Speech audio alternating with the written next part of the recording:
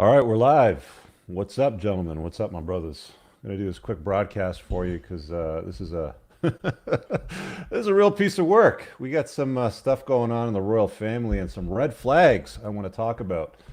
Let me share my screen. We'll hop right into it. I want to try to get this done real quick because I got stuff to do today. There's a lot of stuff going on with the royal family in the news here. I just did a quick search on Meghan Markle, and it doesn't even show you the search results now. It's giving you all the news stories, top coming in. Coming or going, Meghan Markle gets the blame, and it's because of her race from CNN. Black Britons know why Meghan Markle wants out. And this nonsense just continues. Apparently, Oprah Winfrey's gotten involved in this and a bunch of other stuff. Anyway, it's a bit of a mess. I called this. Listen, guys, I called this. I saw this coming when they got engaged. I did a video, well, a couple years ago. It says 1 year over here, but I'm in the M5, so I'm not sure why it says that on YouTube. But you can search for just Entrepreneurs in Cars channel plus Prince Harry and Meghan Markle. And first thing I talked about was a prenup issue, which, whatever, it is what it is. But he was becoming a plow horse. I did a follow-up to it because he started to get segregated and separated from the royal family once he started to get involved with Meghan and got married and had the kid. And some of the press pieces that have come out, I believe I've sorted this in chronological order from the fall, but we've got Meghan and Prince scrubbed from royal family. I'm going to talk about those three or four. There's almost four. We'll find out in a second. You guys will have to decide for yourselves. But I'm going to go over the red flags in a bit. But we've got them scrubbed from the royal foundation, so a slow removal. Prince Harry appears to hint at a rift between him and Prince William. And over a year ago, during the annual, like the point of this video over here during the plow horse component with this talk, he was prohibited from attending the fox hunt. I think they have an annual fox hunt in the UK. It's a long-standing tradition. It's not going anywhere soon, but because she's a animal rights activist slash vegan, he wasn't allowed to attend. So he's slowly been separated from the royal family bit by bit, day by day, week by week. Him and his brother apparently aren't seeing eye to eye. William's wife, Kate Middleton, she's that beautiful brunette. Do we have a picture of her here anywhere? They apparently don't get along, so Meghan and Kate are having some difficulty. Um, Now, here's what happened in December, which was quite interesting. Meghan and Prince Harry and Archie, their son. I'm not sure why they called him Archie. It's not very regal. You'd think it'd be something like William or George or something like that, like the other kings, but they called him Archie. Maybe it's because I figured he'll never be king because we've got Charles, we've got William, we got William's children as well. Um, I guess it's pretty much assumed by this point to her that she'll never see the throne. But they spent Christmas in Canada, which is a snub because they normally spend it with the royal family in traditional Christmas at Sandringham, Norfolk, which is part of the rift between the family. So this has been ongoing since the wedding, since they got together. The mainstream media will have you believe a bunch of BS lies, like it's got something to do with race or whatever. But let's carry on here. So this is what's been happening. Now, she just recently announced, if you guys don't know, not her, but William, without consulting with the royal family beforehand, that they're leaving the royal family and plan to live, it sounds like in Canada. We don't want them. We don't want Meghan anyway, but Meghan lived in Toronto for a period of time during her Suits filming. Now, there's three red flags that I identified here. Put out a tweet yesterday. Let me throw this back up on the screen. Piers Morgan summarized it here. He said, "People say I'm too critical of Meghan Markle, but she ditched her family, ditched her dad, ditched most of her old friends, split Harry and William, and now has split him from the royal family." This guy didn't stand a chance. He's weak. He doesn't have any kind of awareness around this. He, like as a royal, as a man, you'd expect him to take a little more ownership for the family and what he's done, but she's basically separated the dude from his family.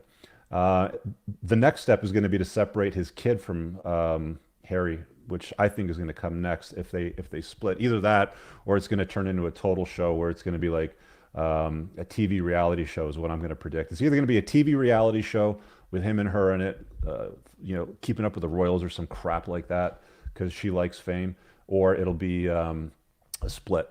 But she's got three daddy issues that I could spot, or sorry, three red flags that I could spot. Number 1, 2, and 16 in my chapter. It's linked in the description below if you haven't got it. I'll mention more about that later. But daddy issues, feminist, and baby rabies. And we're going to talk about notch count. We're going to see if we can figure that out as well, because that's another big red flag. But there's a lot of stuff online about who she dated before him. I'll get into that in a bit. Let me close up a few of these screens here. We covered that. What was this one over here? Did we need to cover that one?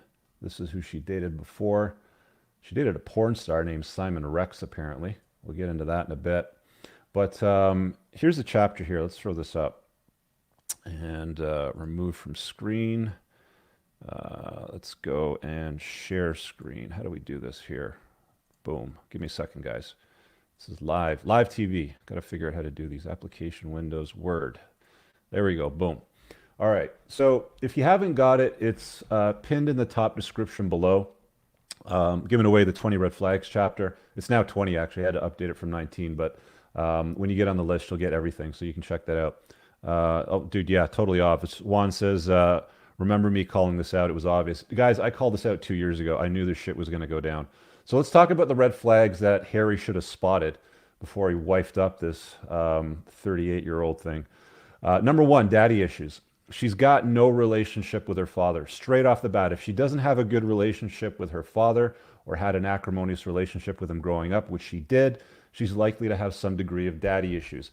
I'm not a clinical psychologist. I'm not in a position to diagnose her in any sense of the imagination, but there's a strong correlation between BPD and women with daddy issues. They frequently originate from fatherless homes, okay? I covered this in detail over here. One of the other things that you'll start to notice about women that have daddy issues and this fear of abandonment, which often ties into it, they'll start to presume that they will either be abandoned, and then they'll act out in a way that abandonment will become certain. So she's moving. She's abandoning the royal family. She's moving Harry out of it. She's trying to get him away from them. Obviously, she's not getting what she wants, or she wasn't getting what her expectations were, to be met. Normally, when you get, let me just pull this out. Normally, when you get into a royal family, your job is to do this. You have to learn this, as a female, and you have to wear the big, giant, floppy sun hat. You just do this. This is your job. Just wave at people, and you get on a plane, you fly around, and you kiss and hug, less fortunate. You pretend that you are there to contribute. That's really their job. It's they don't collect taxes. They don't govern anymore. They're just like a figurehead. They're on the money, basically, is where they are. I think Canadian bills still have the Queen's head on it. It's weird though, because you don't see bills that often anymore. We're always running credit cards and hopefully cryptocurrency soon. Anyway, back to the point. Let's throw this back up here. So we got daddy issues as number 1. Definitely doesn't have a relationship with her father, doesn't have a relationship with her family. She's got siblings she doesn't have a relationship with. If I'm not mistaken, I believe her mother actually gave her away at the wedding. Single mother households, especially feminist ones, are a petri dish for today's women with daddy issues. Feminist identifying mothers will instill toxic values in her daughter instead of being valued. You'll be deemed as a privileged male and you'll be resented for your masculinity. Dude wasn't even allowed to eat meat and go on this fox hunt. She doesn't want this guy doing what the royals do. I'll let you guys read into that a little bit more. I don't want to spend a huge amount of time on it. Red flag number 2, feminists. I touched on this briefly in the daddy issues area. Many Western women today either identify as a feminist or have welcomed toxic feminist beliefs into their schools of thought. They've indoctrinated to believe that men are privileged and that men hold women back and they will succumb to the patriarchy. There is no bigger patriarchy. Minimize this. There is no bigger patriarchy than the royal family. Why do you think she's trying to get him out of this? Dudes, thankfully, the devout lifetime feminists are easy to spot. She's not. And I actually mentioned this towards the end of the chapter. This has not been edited since, I guarantee. Now, even feminine cues are not enough anymore. There's plenty of women out there that identify with feminist values that will remain feminine in appearance, and these are the ones that you must be the most careful with. They are on a transformational path to obesity, collecting cats, and eventually short, brightly colored hair. That was in the last part of that section. He needed more time to vet this chick. Now, the third red flag that I mentioned beyond this feminist issue, she's openly declared herself as a feminist. I mean, she's not going to value masculinity. She's certainly not going to value the royal family for what it brings to the table and what it does. I'm sure she had a hard time doing this and wearing the big floppy hat for the very short time that she's done it, which is why her and Harry are bouncing on the royal family. But the other one was baby rabies. Five, poor with money, violent women. We don't know that she's violent. Doesn't have any jealousy. She doesn't look like a party girl. Heavily tattooed. Big notch counts we'll get into in a second. And I think it was 16. 16 was baby rabies. Here it is, baby rabies. So she was older. I think she was around 38 when he met her. And I'm going to get into her notch count in a minute, but she was around 38. She's at the end of the life cycle of her eggs. I mean, women peak around 22, 23 as far as SMV goes, and they've got plenty of eggs left then. But she was pushing towards the end of that. And this is something that I came across myself when I re-entered the dating pool around 39, right? Let me just highlight this over here. I just had this annoying feeling that most of these women in the dating pool were desperate to get married and have kids, and they wanted to rush you into it. And he didn't have any time to vet her, to spend around her to see what she was truly like. It was like he met her. It was 2016, 17. They got married last year. So they certainly didn't have 2 years together for him to get his head around what she's really all about. And a lot of women, when they're in their later years, especially in their mid to late 30s, they start looking at Google searches and apps that are counting the eggs, and it tells them, if you wait another year, the percentage you have in a kid with developmental issues goes up this number of percent and that other percent. And it's like they're just thirsty to get wifed up. And what is a better father to your kids than a prince? I mean, how much better can she do than to get a prince? Of course, she's going to rush him into it. But so there's three big red flags there, gentlemen, that are in that chapter. Some guys have doubted me, saying, Rich, I'm not really sure about these red flags. Well, watch how this Meghan situation unfolds. There's three, and we're going to get into the fourth in a second. I'm not going to go through it all, but number four is the notch count. I think that was let me grab this here. Where's notch count? There it is, number 11. So let's try to figure out her notch count. Thanks for that super chat, Crazy. Didn't her single father raise her and pay for her tuition? Surely that means she didn't have daddy issues. No, she was raised primarily by her mother. Do your research. Let's grab that other screen. So minimize that. Forgive me while I do this live, gentlemen. So we have her Meghan Markle dated before. So boom, share screen. Chrome tab, and here we go.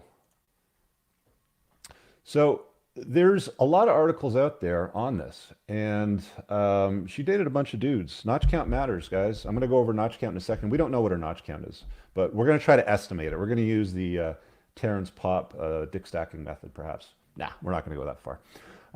But she had a bunch of other dudes that she was involved in. I've got a quick summary here on my notepad, so I'm not going to. This is the chef here. I'll just show you who they were real quick. This is the golfer that she dated for a little bit. I think he's an Irish or a Scottish golfer, but she was with him. She did the ice bucket challenge here. So there's a little video there from her celebrity pass. It says over here she's a fierce feminist. We already knew that though. And I think this is the chef, Corey. He was a Canadian guy. Yeah, so they lived in a townhouse in Toronto. She lived with this guy for a couple of years. She was with Corey Vitello from 2014 to 2016. She was Rory McElroy, who is the golfer in 2014. Trevor Engelson from 2004 to 2013, who she was married to, who she apparently had an affair on as well. And Simon Rex, who's a porn star from 2004. And I think Simon Rex, do we have a picture of him down here somewhere? That's the golfer. That is the chef. That is the producer, the movie producer that she was married to for a period of time. Here we got another super chat here. Let's see what Juan says. He didn't need more time to vet her. He needs to be more aware of reality and will end in a horrible train wreck. I stay away from all feminists. Bottom line, guys, I always tell dudes, you can choose to ignore the red flags and still have a relationship with them, but you're going to have a lot of difficulty, and you're starting to see it unfold with what's happening here with this royal F-up with Harry and Meghan. I want to go back to the chapter page here because the relevancy of what I'm about to share with this fourth red flag, which we're not totally sure, but we're going to try to figure it out here. Stop sharing, share Word doc, boom. And where is the application window for Word doc? There it is. And there's that back. So the notch count's relevant. Let's see if I can make this a little bit bigger so you guys can see it on the screen. Zoom. Let's go up to 150. Should make it a bit bigger on your screen, especially if you're on mobile. All right. Most of you guys don't know this, so you may not be aware of it, but the royal family went through a good deal of work to verify that Princess Diana had her hymen intact before Prince Charles married her. There was a time when that mattered, right? And historically, you know, women need to preserve their value and men need to create value. Women are born as beauty objects and men are born as success objects. They need to do the work to acquire that success and demonstrate that level of competency on the sexual marketplace. So the thing that women need to understand, which they're not getting today, especially as a function of toxic feminism, telling them you can be like men and bang as many guys as you want, which is not true. And I'll explain why in a second. This is the fourth red flag.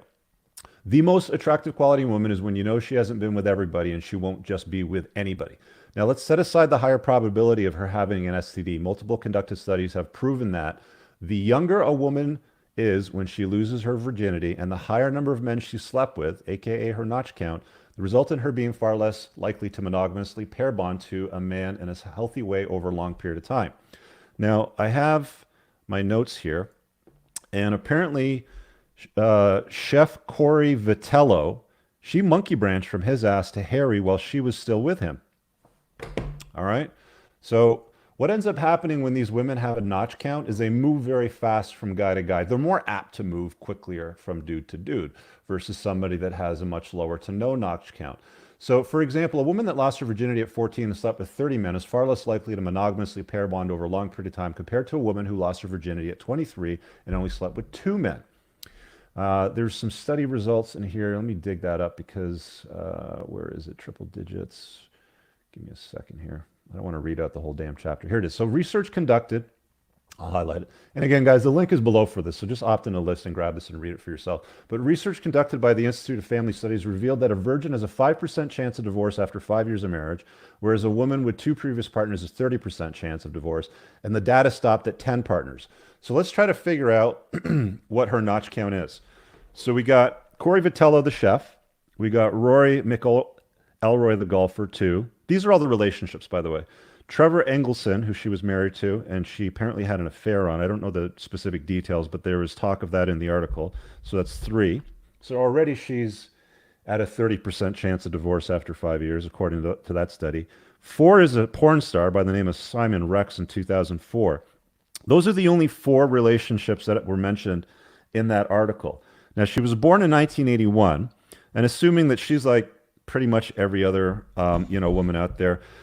I mean, if you take a look at the rates at when women lose their virginity, I mean, some are going to say it's like 15, 16, 17. I'm going to be generous. I'm going to say it's 18.